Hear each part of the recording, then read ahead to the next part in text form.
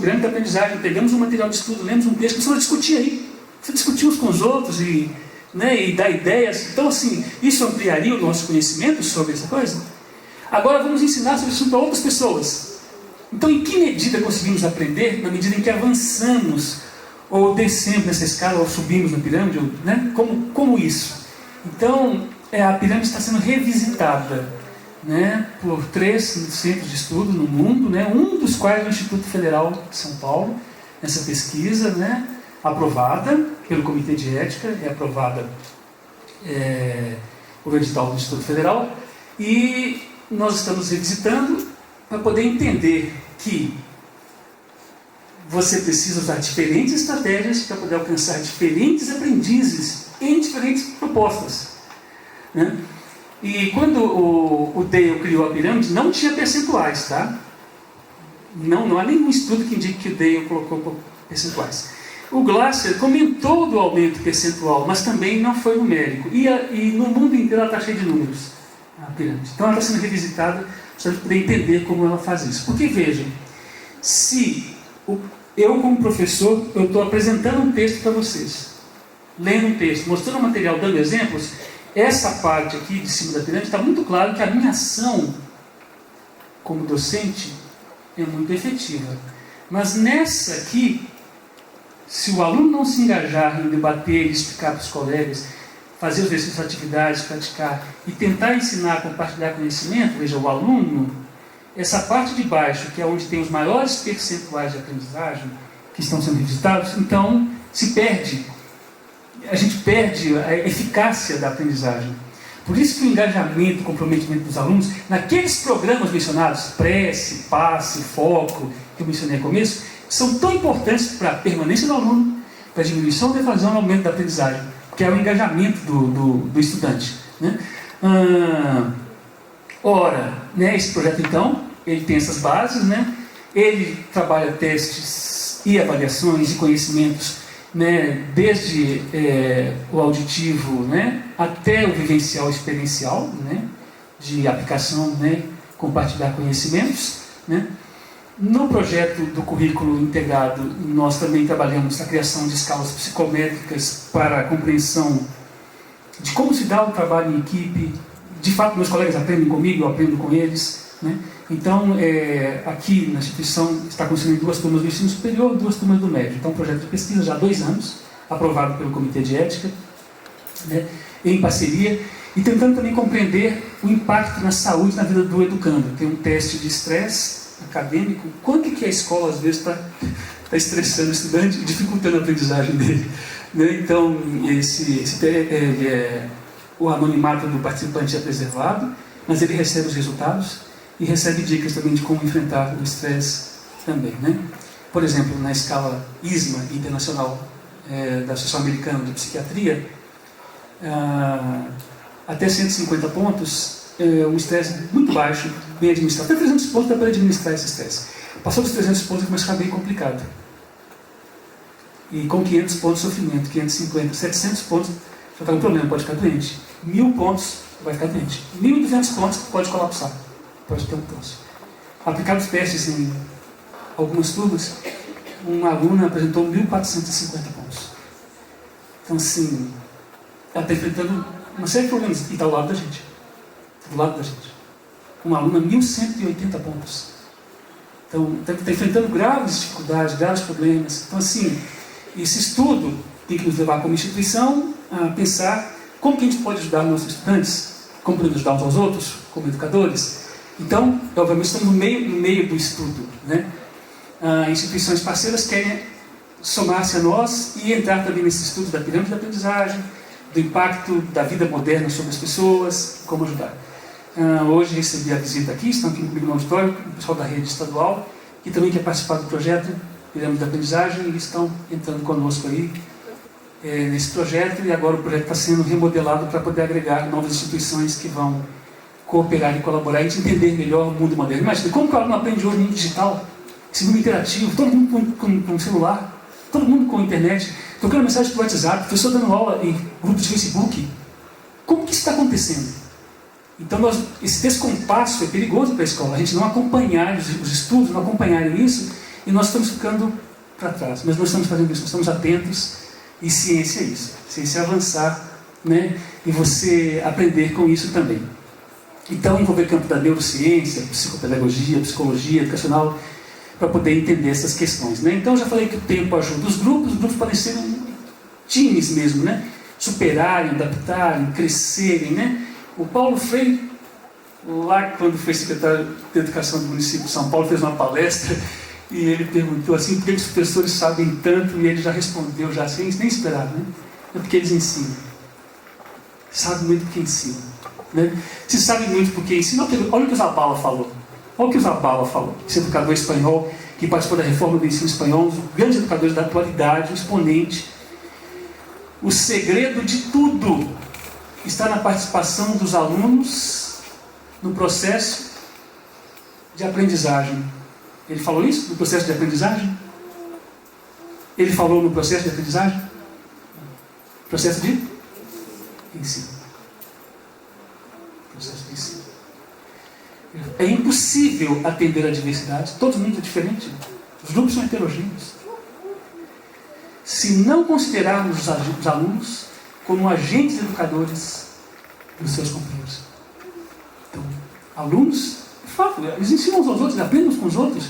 E se nós potencializarmos isso, eles estão ganhando, nós estamos ganhando, vocês estão ganhando. Olha o que está acontecendo na Universidade Federal do Ceará. Olha o fenômeno que está acontecendo no estado do Ceará. O curso de Secretaria de Educação do Estado encampou um projeto de aprendizagem cooperativa na rede estadual completa. Sabe? Você pode buscar agora na internet, aí no seu Google aí. Quantos dos ingressantes do ITA são do estado do Ceará? Entre agora aí.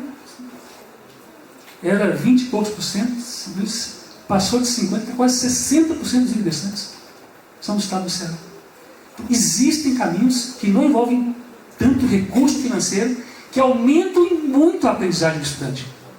Eu fui chamado ao Congresso Nacional no mês de agosto para poder falar sobre a aprendizagem cooperativa, porque os deputados da Câmara de Educação, eles querem, como que pode mudar tanto a educação assim, você engajar estudantes, muda a educação.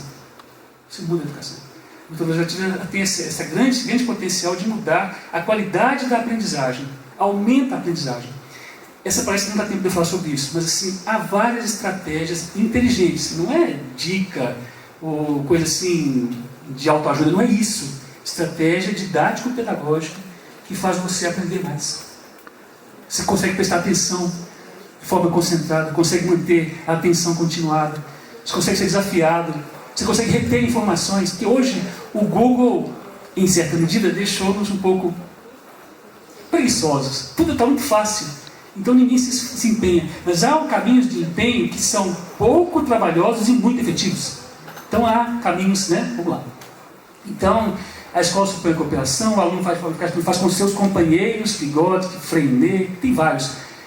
O saber fundamental para a autonomia das pessoas, Pernod já colocava, que é saber cooperar, agir em sinergia, né? Paulo Freire, nós temos que buscar com os outros, junto com os outros. A busca sozinha pode ser ter mais, mas a busca com os outros é ser mais, né? Então, o Deming, pai da qualidade empresarial, nós estamos matando as pessoas, nós estamos julgando uns contra os outros, temos que parar com isso. Competição, e olha que ele é um dos incentivadores da competição empresarial. Ela tem o seu valor, sim, ninguém está enganando ninguém, existe competição no mundo, sim. Mas nós temos muito cuidado em como isso é usado na educação, muito cuidado, né? Então devemos interagir. Então foram feitas algumas meta-análises, depois de tudo que eu falei, eles pegaram várias teses doutorais, artigos, dissertações de mestrado, pesquisas feitas primeiro nos Estados Unidos, e reuniram, nos Estados Unidos eles reuniram 122 estudos, e encontraram grupos em cooperação, grupos organizados em competição. Eram grupos que competiam uns com os outros, mas se ajudavam dentro do grupo. Alunos sozinhos, mas competiam uns com os outros, e alunos numa tentativa de trabalhar individualmente. Nos 4 modelos, 6 comparações, né? Em todos os estudos, em todos, os 122, estudos amplos, alguns estudos de alguns anos, eles levaram 6 anos na revisão dos 122 estudos, feitos em 81. né, em todos os grupos cooperativos tinham maior desempenho em comparação com os individualísticos ou competitivos. Em todos. Né? E os grupos competitivos, por sua vez, são mais produtivos do que o individualístico ou a competição pura. Interessante. Só pelo fato do grupo ter o elemento cooperação dentro dele, mesmo competindo com outro grupo, ele era mais produtivo do que a competição pura. Então, reunido em grupo, ele é mais produtivo. Ele aprende mais. Né? Esse é o estudo, 91. Né?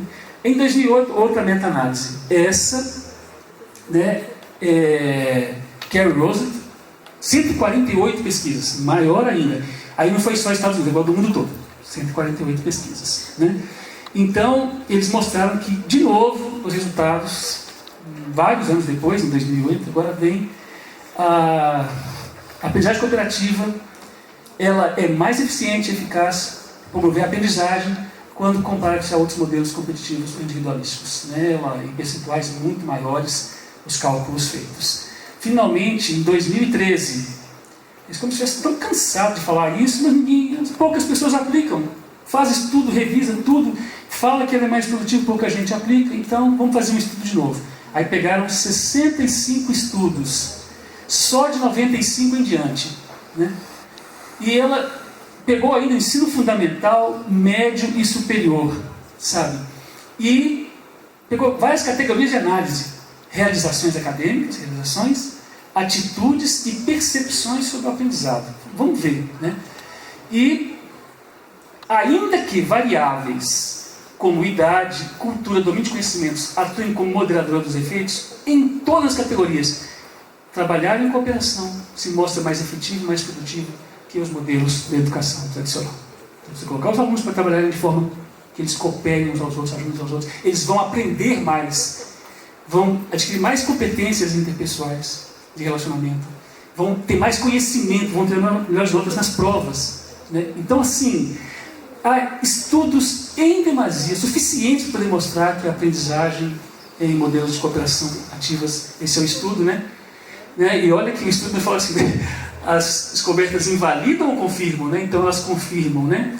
Então, os alunos estão reunidos em grupos cooperativos de PBL, né? PBL é Problem Based Learning, né? Então, eles, a partir do problema, desenvolvem um projeto, há toda uma proposta aí pedagógica em cima disso, né? Então, eles perceberam que quando eles estavam reunidos, estavam filmando os estudantes, que eles gastavam uma boa parte do tempo construindo conhecimento sobre o raciocínio. Então, eles estavam discutindo ali, ó, uma boa parte do tempo, o raciocínio cumulativo. Eles traziam, em geral, traziam perguntas prontas, ou vinham com algumas respostas prontas, então gastavam só 10% do tempo para o questionamento exploratório. E gastavam pouco tempo em resolvendo conflitos. Mas gastavam algum tempo resolvendo conflitos. Então, os grupos gastam tempo discutindo, né, debatendo essas questões das relações interpessoais nos grupos, né? Então, ela acontecia em cada sessão. Em geral, os conflitos eram discutidos no começo, né, e depois avançavam nos trabalhos, né? E também perceberam que, em diferentes momentos, os grupos tinham condições mais produtivas, propositivas e harmoniosas. E em outros momentos eram conflituosas, aparentemente demoradas. Mas com relação ao aprendizado, nem por isso esses momentos eram menos produtivos, no sentido de formação acadêmica e profissional. Então era necessário eles discutirem aqueles pontos para poder superarem e avançar. Então é interessante isso, tudo isso faz parte do amadurecimento, né?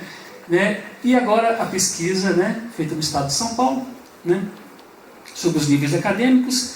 Estudantes de alto rendimento acadêmico são prejudicados quando colocados em grupos de aprendizagem? Nossa, essa pergunta é... Quanta gente acha isso? Vai atrapalhar. Ele é muito bom, ele não põe em grupo não, senão ele vai abaixar o rendimento dele. Ou então assim, eu não vou ganhar nada com o nosso grupo. Você pode, talvez, como estudante, pensar nisso, né? E então foi feita pesquisa. Essa pesquisa é uma réplica da pesquisa feita pela Universidade do Michigan. Réplica no seguinte sentido, com o mesmo objetivo, né? Foi uma pesquisa diferente, com o mesmo objetivo. Então, avaliações diagnósticas feitas, você tinha 3 grupos, alunos de alto rendimento, 7,2, médio rendimento, 5,4, aluno de baixo rendimento, 3,1, num conteúdo específico. Quando fala baixo rendimento, tem gente que às vezes não vai muito bem em matemática, às vezes não vai muito bem no português, né? Naquele conteúdo ele não estava indo muito bem. É nesse sentido que é baixo rendimento, né? E aí, observe que, quando colocados em grupos, dentro de cada grupo tinha pelo menos um estudante de alto rendimento. Dentro de cada grupo de aprendizagem. Ele saiu de 7,2 e foi, ao longo das avaliações, crescendo até o final, até o 5º mês da avaliação do projeto. Né? O aluno de alto rendimento saiu de 7,2 para 9,1. O aluno de médio rendimento saiu de 5,4 e foi para 8,2. Conhecimento cumulativo e progressivo. As avaliações eram cumulativas e progressivas e eram todas individuais. Nenhuma avaliação feita em grupo. Tudo individual. Se ele estava de fato aprendendo. E o aluno de baixo rendimento saiu de 3,1 para 6,9. Alguém pode dizer 6,9 nota baixa. 6,9 nota baixa. Não é verdade. É baixo ou é alta? 6,9. 6,9 nota baixa ou nota alta? Me ajudem aí. 6,9 é nota baixa ou é nota alta? Para quem saiu de 3,1 é nota alta? Pô, ela é boa nota. Saiu de 3,1 o patamar, né? Ele cresceu significativamente, né? Agora vamos ver os que trabalharam no grupo controle. A sala onde não tinha trabalho em equipe.